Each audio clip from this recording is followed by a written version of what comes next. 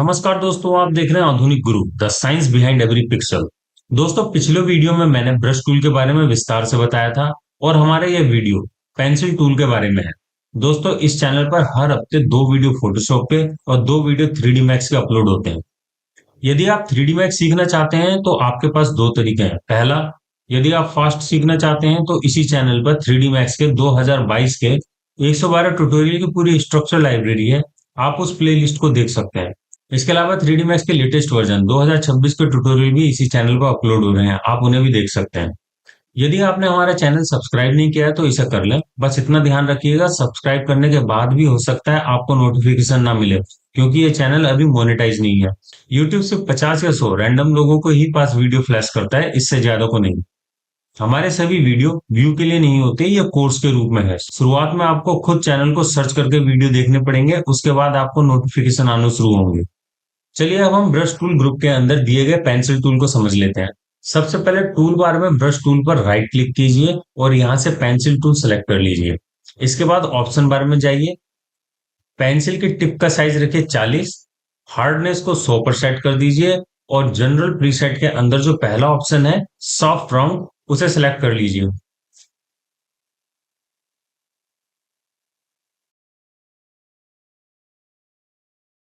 अब मैं कैनवस पर एक छोटी लाइन ड्रॉ करके दिखाता हूं, आप ध्यान से देखिए।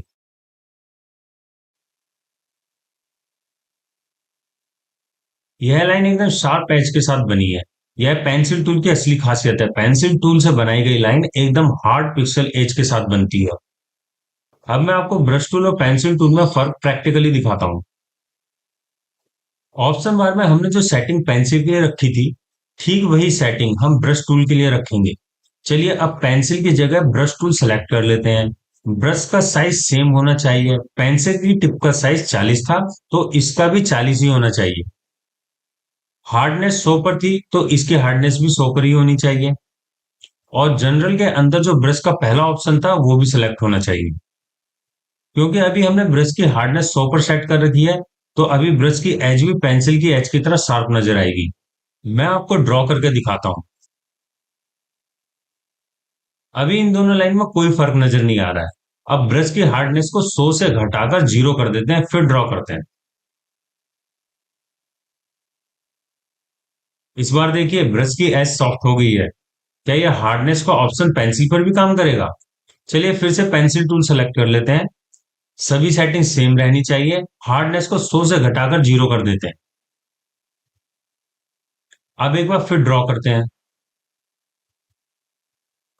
देखिए पेंसिल की एज ब्रश की तरह सॉफ्ट नहीं हुई। इसका मतलब है कि हार्डनेस का यह ऑप्शन पेंसिल पर असर नहीं करता है। तो ब्रश स्ट्रोक के किनारे स्मूथ दिखाई दे सकते हैं, लेकिन पेंसिल स्ट्रोक के किनारे पिक्सल लेवल पर हार्ड दिखाई देते हैं। मतलब यह टूल पिक्सल बेस्ड ड्राइंग के लिए बनाया गया है, इस वजह से इसका उपयोग अक्सर पिक्सल आर्ट, आइकन और शार्प आउटलाइन बनाने के लिए किया जाता है। अब ऑप्शन बार को डिटेल से देखते हैं। इस सेक्शन की हम अभी कुछ देर पहले ही बात कर चुके हैं। यदि आपको इसे डिटेल से और इसके एडवांस सेटिंग के बारे में जानना चाहते हैं तो आप पिछले वीडियो नंबर 16 को जरूर देखें। इसके बाद आता है ओपेसिटी। ओपेसिटी कम करने पर स्ट्रोक हल्का दिखाई देता है और बढ़ाने पर स्ट्रोक गहरा दिखाई देता है। अब मैं ओपेसिटी कम करके एक स्ट्रोक बनाकर दिखाता हूं। आप देख सकते हैं अब स्ट्रोक थोड़ा ट्रांसपेरेंट दिखाई दे रहा है। अच्छा, ओपेसिटी के बाद अब स्मूथनेस का ऑप्शन है। स्मूथिंग ऑप्शन स्ट्रोक को स्टेबलाइज करता है। अगर हम इसकी वैल्यू बढ़ा दें, फोटोशॉप स्ट्रोक की मूवमेंट को थोड़ा स्मूथ बना देता है। और अगर इसे कम रखें तो स्ट्रोक कर्सर के साथ 100% मैच करके चलता है। अब इसे थोड़ा डिटेल से समझते हैं।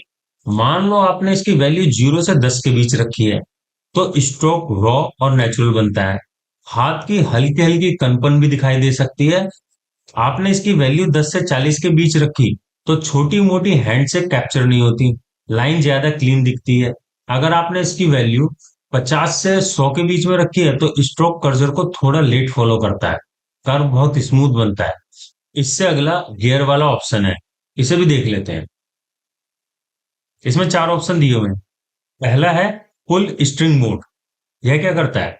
जब यह ऑन होता है तो फोटोशॉप ब्रश या पेंसिल को ऐसे चलाता है जैसे आप धागे से खींच रहे हो। मतलब कर्सर आगे चलता है, लेकिन स्ट्रोक थोड़ी देर बाद फॉलो करता है। इससे लाइन बहुत स्टडी और स्मूथ बनती है।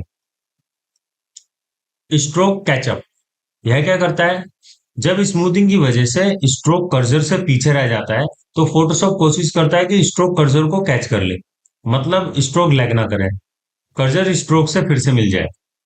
कैचअप ऑन स्ट्रोक एंड, यह क्या करता है, जब आप माउस छोड़ते हैं तो फोटोशॉप स्ट्रोक को कर्सर तक पूरा कर देता है। अगर यह ऑफ होगा तो स्ट्रोक थोड़ा पीछे रह सकता है। एडजस्ट फॉर जूम, यह क्या करता है, यह ऑप्शन जूम लेवल के अनुसार स्मूथिंग एडजस्ट करता है। अगर आप जूम इन करके ड्रॉ करें या जूम आउट करके ड्रॉ करें तो स्ट्रोक बिहेवियर स्टेबल रहता है। इसका कब उपयोग करना चाहिए, इसको लगभग हमेशा ऑन रखना चाहिए। इसके बाद एक इंटरेस्टिंग ऑप्शन मिलता है ऑटो इरेज। अब इस ऑप्शन को मैं आपको उतना ही समझा पाऊंगा जितना मुझे समझ में आता है।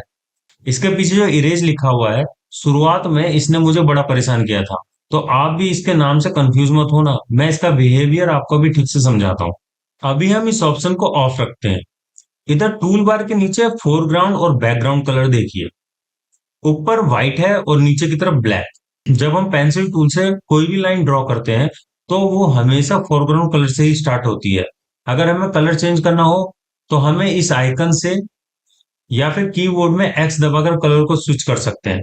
लेकिन जब ऑटो इरेज ऑन होता है तो हमें कलर को स्विच करने की जरूरत नहीं पड़ती, मगर ये ऑटो कलर स्विच अपने आप केवल स्पेशल कंडीशन में ही काम करता है।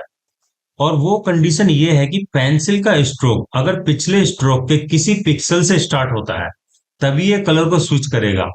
चलिए मैं इसका एक डेमो दिखा देता हूँ। आप ये सुनिश्चित कर लें कि ऑटो इरेज का ऑप्शन ऑन होना चाहिए। अब एक लाइन ड्रॉ कीजिए, इसी के पास एक दूसरी लाइन भी ड्रॉ कीजिए, कोई फर्क नहीं पड़ा। लेकिन जैसे ही आप दोनों लाइन के ऊपर कहीं से भी ड्रॉ करना स्टार्ट करेंगे, फोरग्राउंड कलर अपने आप बैकग्राउंड कलर में बदल जाएगा। आपको बार बार खुद से कलर को चेंज करने की जरूरत नहीं है। अब इसका प्रयोग कहाँ कहाँ हो सकता है, ये तो काम के दौरान ही इसकी अहमियत समझ में आ सकती है। मान लो बैकग्राउंड ब्लैक है और व्हाइट कलर से आप पिक्सल लेवल पर कोई काम कर रहे हो, तो आपको इरेज करने की जरूरत नहीं है। अगर आप पिछले पिक्सल पर क्लिक कर दिया तो वो वापस ब्लैक हो जाएगा। या मान लो आपने एक इंसान का टकला बनाया है, अब उस टकले के ऊपर बाल बनाने हैं, तो आप ये काम बिना कलर स्विच किए कर सकते हैं। इसके अलावा बहुत से भी फायदे होते होंगे इसके। चलिए अब मैं आपको पेंसिल टूल की कुछ हिडन ट्रिक बताता हूँ। मैं हाथ से एक स्ट्रेट लाइन खींचता हूँ, इस पॉइंट से इस पॉइंट तक। ये लाइन एकदम सीधी नहीं है, टेढ़ी मेढ़ी है। अगर आपको एकदम सीधी लाइन खींचनी है तो पहले स्टार्ट पॉइंट पर क्लिक कीजिए, फिर शिफ्ट का बटन दबाकर रखिए, फिर दूसरे पॉइंट पर क्लिक कीजिए। इस प्रकार से आप एकदम सीधी लाइन खींच सकते हैं। इसी ट्रिक से आप मल्टीपल स्ट्रेट लाइन भी खींच सकते हैं। पहले पॉइंट पर सिंपल क्लिक कीजिए, फिर शिफ्ट दबाकर रखिए और एक के बाद एक क्लिक करके ड्रॉ कीजिए।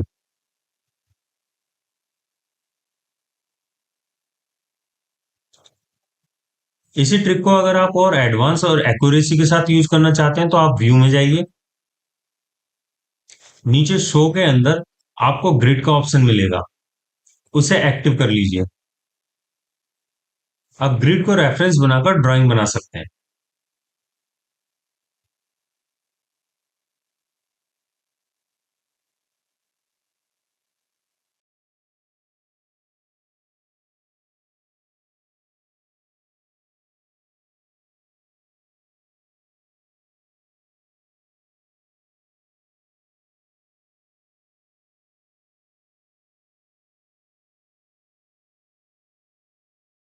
यदि आपको बहुत बारीकी से काम करना है तो इमेज को 800% या इससे ज्यादा जूम कर लो, तो इमेज के पिक्सल आपको नजर आने लगेंगे। अगर आपको ये पिक्सल ग्रिड नजर नहीं आ रही है तो व्यू में जाइए, शो के अंदर पिक्सल ग्रिड दिया हुआ है, इसे ऑन कर लीजिए। इसके बाद पेंसिल का साइज घटाकर 1 पिक्सल पर कर दो, इससे आप पिक्सल लेवल पर काम कर सकते हो। पिक्सल आर्टिस्ट इसी लेवल पर इमेज के साथ काम करते हैं। वैसे पेंसिल टूल का असली उपयोग अक्सर pixel art, icon design, sharp edge के लिए होता है। इसलिए ज्यादातर पिक्सल आर्टिस्ट स्मूथिंग को ऑफ रखते हैं ताकि स्ट्रोक बिल्कुल रॉ पिक्सल लेवल पर बने। पिक्सल लेवल पर आपको टेक्सचर के सभी शेड यहीं इसी इमेज में मिल जाएंगे। पिक्सल लेवल पर आप इमेज को इतनी एक्यूरेसी के साथ ठीक कर सकते हैं कि रिपेयर जॉब पता ही नहीं लगेगा। तो दोस्तों पेंसिल टूल के बारे में इतना ही। यदि आपके मन में इस टूल से संबंधित कोई सवाल है तो आप उसे कमेंट सेक्शन में जरूर पूछिए। आप इसी तरीके से हंसते खेलते सीखते रहिए। याद रखिए, जब आप सीख रहे होते हैं तो देश के विकास में अपने हिस्से का योगदान दे रहे होते हैं। तो दोस्तों, आप देख रहे थे आधुनिक गुरु, the science behind every pixel.